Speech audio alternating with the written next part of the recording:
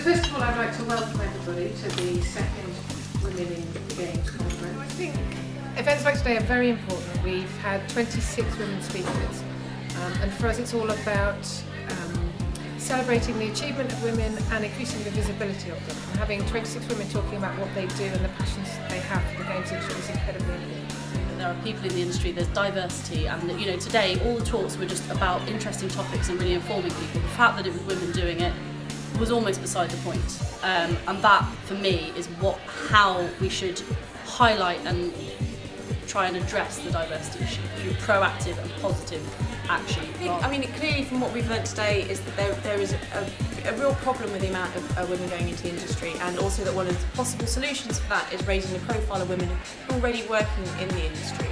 And I think therefore events like this that kind of address that imbalance are really good. All the kinds of different jobs, all these stories from people in these different jobs, the better. And we don't have that as a resource at the moment, so I'd love to see how we can make that happen.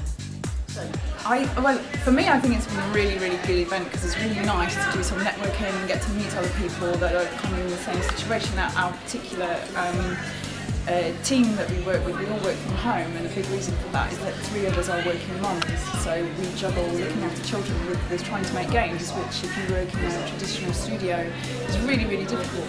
Great turnout, brilliant panellists, really inspiring speakers, and most importantly recognising the achievements of women in games, just as we should with our male counterparts as well. At the moment they're extremely important because, as the figures amply demonstrate, this is a big problem at the moment. There are not enough women, or in fact minorities of any description, although women are a minority, they're a majority, represented in the gaming industry, and as a consequence the creative art of making games suffers, and as a consequence of that the commercial side of gaming suffers. So regardless of whether you want games to be better so you can play them, or better so you can sell more of them, it makes sense to have a more diverse workforce creating that. There is a need for everyone to be aware, not only women but men as well, that there is a value, regardless of your gender.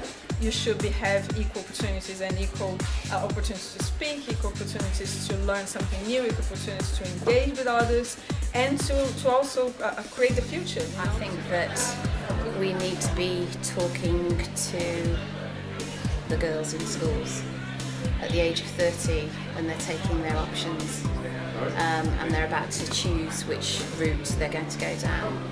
Because if we don't get them then, I'm not saying it's too late, because it's never too late, but I think we need some really aspirational and inspiring people to ensure girls know what a brilliant opportunity it is to work within this industry.